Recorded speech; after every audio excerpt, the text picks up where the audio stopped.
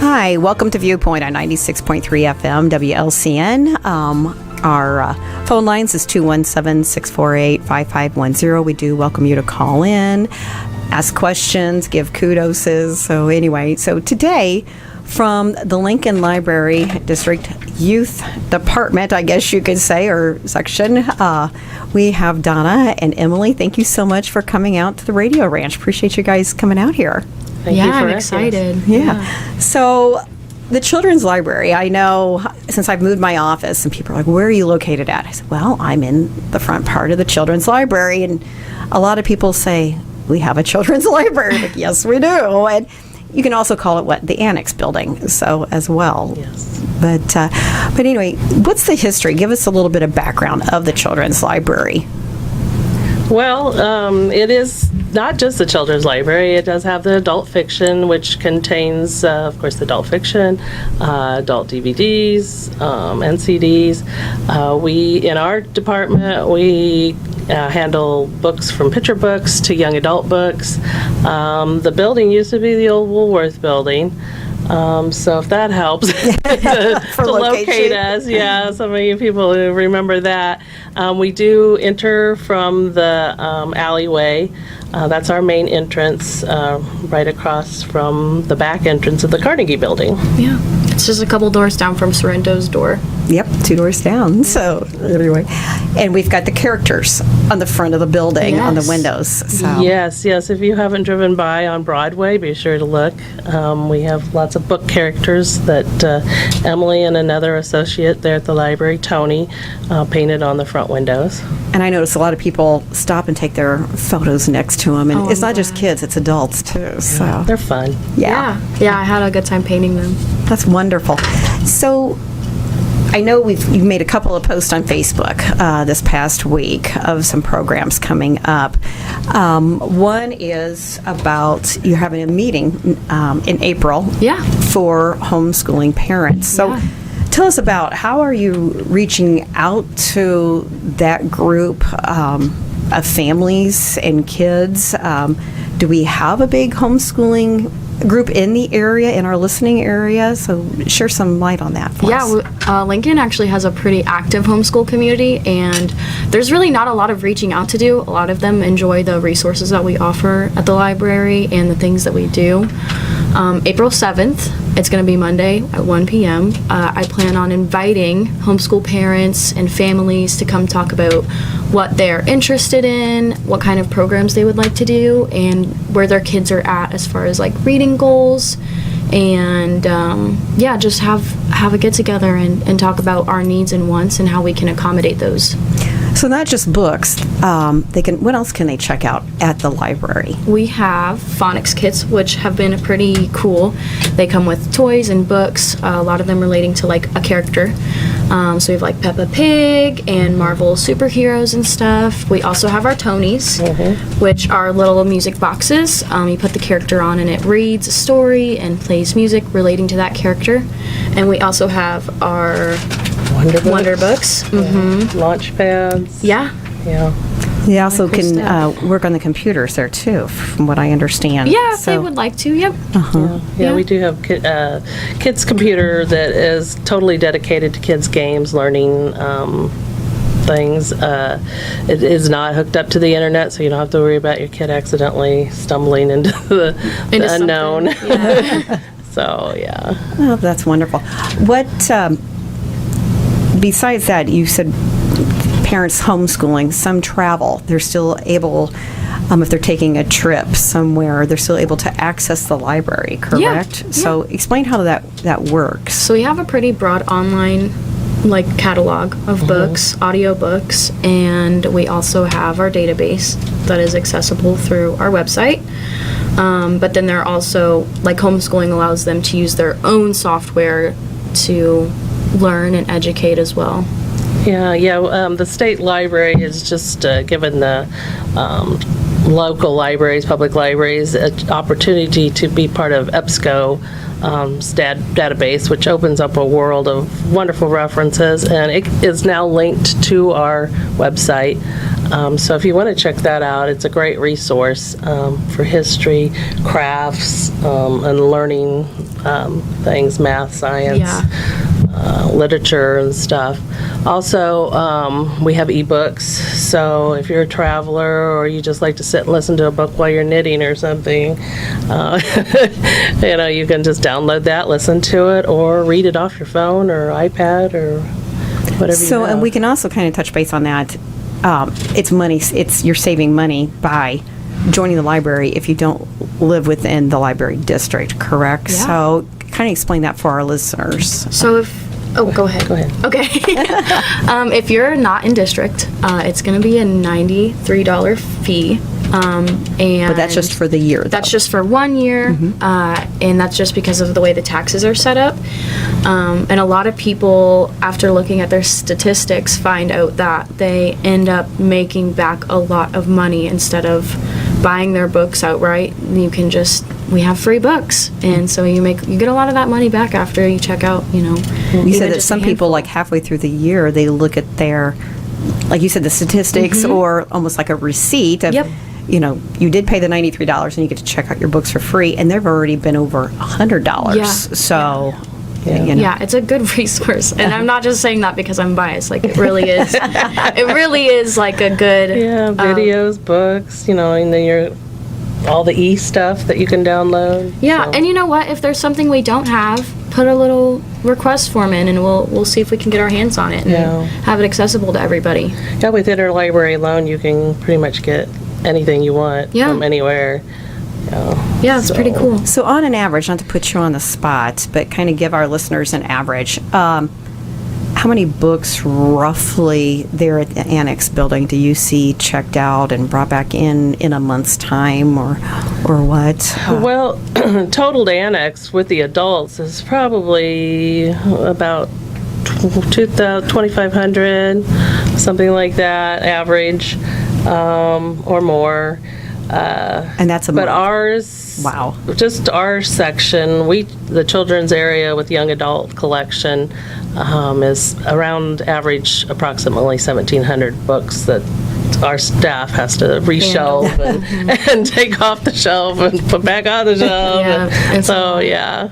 Books, DVDs, all that stuff. So That's wonderful. So it truly is being used and utilized. Yes. So yes. Absolutely. And of course, all the programming is free. You don't even have to have a card to come to the programming. Yeah. So if you think, I can't come because I don't have a card, that's not We'll true. take you. We'd love to see you. We can't check out any materials to you, but But you can still look sit at and them. read. Yeah. So the programs that you have going on throughout the months, folks, well, I'm not a member. That doesn't matter, correct? You can still come. Yes, So absolutely. Yes. that's wonderful. So speaking about programs, you also made a post on social media the other day about needing large cardboard boxes. Yeah. So kind of explain to our listeners, why are we asking for this? We need a ton of cardboard.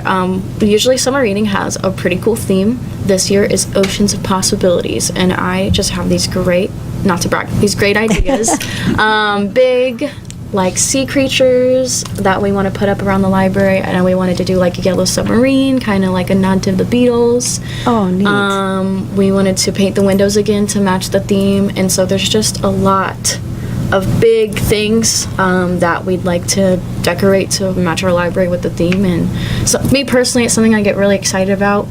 And so just bring your cardboard in if it's good and not stinky or anything, and we'll take what we can get. So Emily's very creative. yeah, Good I like artist, to be. too. Thank you. Yeah. Well, with that, we're going to take a quick time out and touch base more about what's coming up for the summer and all the other different programs that we have going on at our local Lincoln Public Library. But first, we're going to pay some bills with a commercial break, and we'll be right back.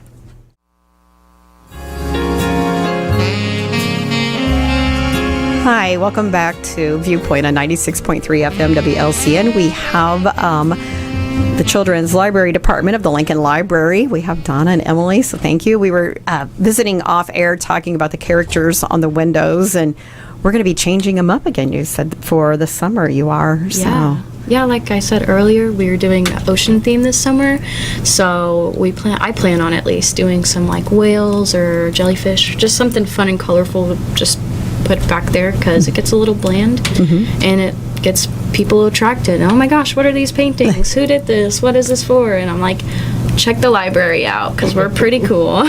You guys are cool. I mean, we had, or not, I shouldn't say we, because since I'm running my office there, but you had a Dr. Seuss theme party there for kids, didn't you, in the wintertime, and all different kinds of things. It's or the Cat in the Hat, so, or the Grinch, I should say, the Yeah, I Grinch. was Sorry, like, I mean, I went down, nope. well, it's a Dr. Seuss, but yeah, so you had the Grinch. You had a lot of things going on, and you still do, Yeah. so. Yeah, Bluey and Grinch, and we had a Taylor Swift We had Taylor Swift. thing just recently. And That was pretty yes. successful. Yeah. Yeah, we've got a lot coming up in the summer too. So let's talk about that, your summer programs. What is coming at the library for Well, like folks? Emily had mentioned, our theme this year is Oceans of Possibility. It's a theme that I've been wanting to do for years, and finally it slipped in there.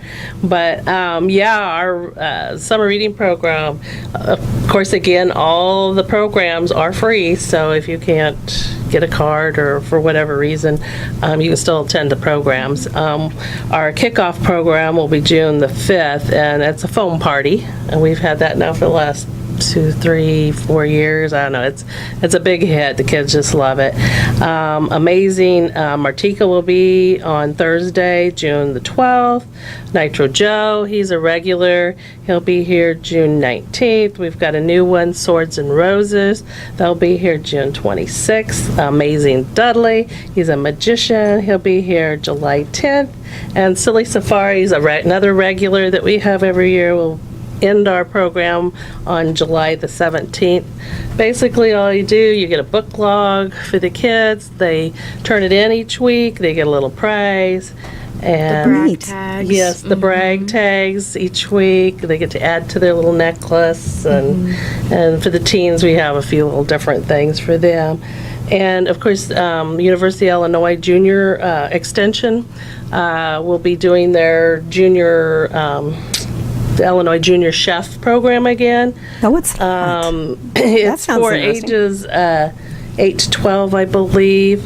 And this year we're going to have it 2 weeks because it's such a hit that the class fills up. Really? And they learn how to cook all week and learn about nutrition. It's like a 2-hour class every afternoon.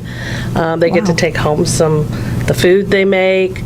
I think they even get some utensils and stuff that they get to take home Yeah. too with the extension.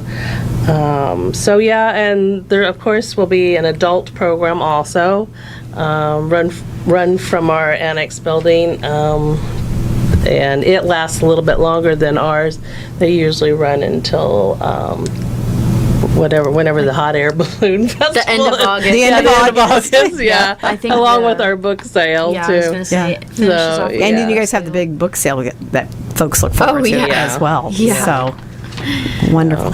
Now, explain a little bit to our folks. You were mentioning there about this. Besides the summer reading program and the homeschooling, can they, if they want to have a party there at the library, are they able to, or do you incorporate that with some of your themes if you do leave the theme up or not, or even after school programs too? Like right now, you have some after school programs going on almost throughout the year. So shed some light on that, on our after school programs. Okay, so on Tuesdays right now, it changes for summer reading, but on Tuesdays at 3:30, kiddos can come in after school and participate in Stream Club. On Thursdays is our Explore Club. Now, Stream is kindergarten to second grade, and we have bedtime math or Crazy Eights math, and we talk about, their new, usually it's addition or subtraction for the younger kids, and then multiplication or division for the older kids, and then we do an activity or a game related to whatever the activity is. So like yesterday we had math, and so they're adding up their mileage as we traveled from the west coast to the east coast, and they got to drive these little cars across the map, and that was pretty exciting for them. We got to sit outside, which was nice to be outside with them, and it's pretty cool. And then Fridays, we have tried to do like a craft corner for the teens with unfortunate success, I suppose. I wish more teens would come in and be interested, but our D&D group is pretty successful. So Nathan, our coworker, he has D&D for middle and high school. Tell our folks what's D&D. Okay. D&D is Dungeons and Dragons. It's pretty neat. A lot of kids get very, very into it. They get very excited. I'm sure Dara could confirm. I hear them every once in a while. I do love it. So yes. And so he's always working on like different stories and maps and stuff. I think he's always working on stuff for them to get involved in. Yeah, it's a role-playing game. It promotes social interaction. There's also math skills involved in it. So, it's not just fun and games. They're actually learning stuff as they go along. And it sounds like positivity. Yeah. It truly does. And incorporating something safe and positive for those kids. And imaginative. Yes. That is such a good skill to learn. It is a skill. You have to learn how to be creative. And it seems like he usually has an average of about 10 kids or a little bit over 10 kids each week there with him. So 3 times a week. Oh, yeah. Right. Yeah. 3 times. So that's like 30 kids a week, which is why we need so many chips. Yeah, they do get snacks. They do get snacks. And They drinks. do. So, Yeah. Everyone likes snacks. yeah. But it seems like a nice time from what I can hear, and, the kids coming in. Yeah. So. And do they have to be a member Nope. of the library to do that? So, No. some parents are holding back saying, I do not have a membership card. So Not necessary. they can take part in that. Yeah. So, Again, we'd love to see you. So we've got, you talked about iCash. Now, what's iCash coming to the library? Oh, they are coming May 1st. Let's see. Yeah, 10 to 2 o'clock. They will be in our building, the Annex building.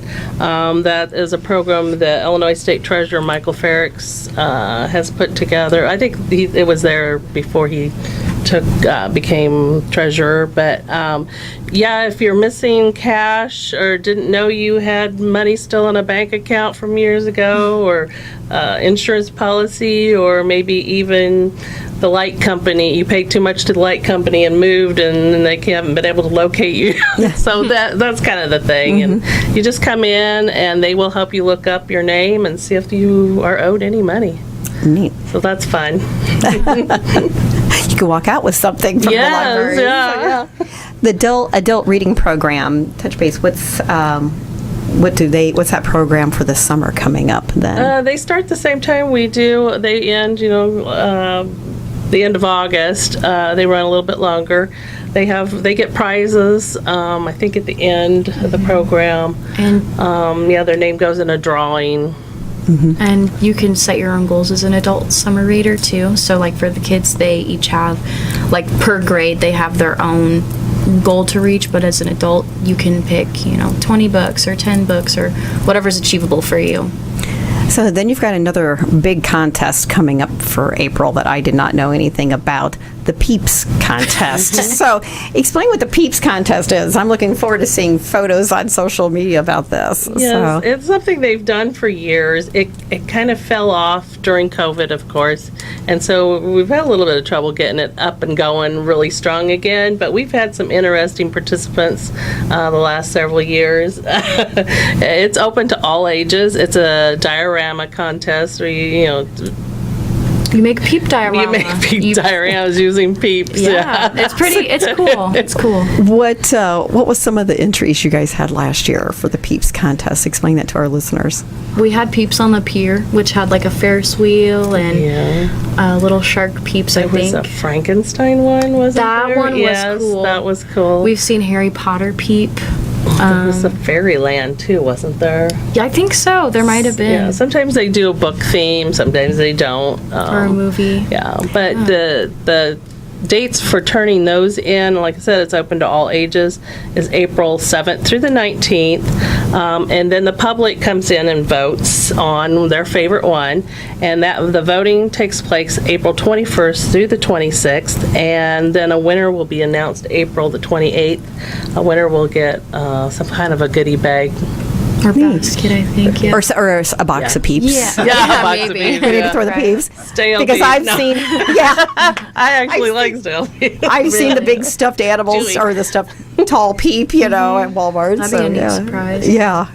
That's neat. You said last year they had the Ferris wheel was moving with their diorama. So, I mean, it sounds like a lot of imagination and Yes. Yeah. goes into their creations. Yeah, they had lights on some of the fairy one had lights. I think the Frankenstein one might have had some Like a kind little of flashy light or something. Yeah. Wow. lightning bolt. Yeah. Oh my gosh. That sounds like a lot of fun. It is. So is there anything else you would like to highlight or talk to our folks about? It sounds like there's a lot to offer at our Lincoln Library. Yes, well, the Carnegie, of course, we'd be remiss if we didn't mention them. They mostly have nonfiction over in their building, in history, area history, local history. Yearbooks. State history, yearbooks, yes.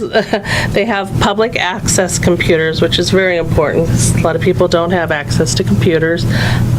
They do copying, wireless printing. That is amazing how much wireless printing that they use. People Really? get stuff on their phones and they need to get it printed off, so you can come in and do that. That's a nice for a service small to fee. have. Uh-huh. Yeah. And of course, they have quite a few magazines you can read.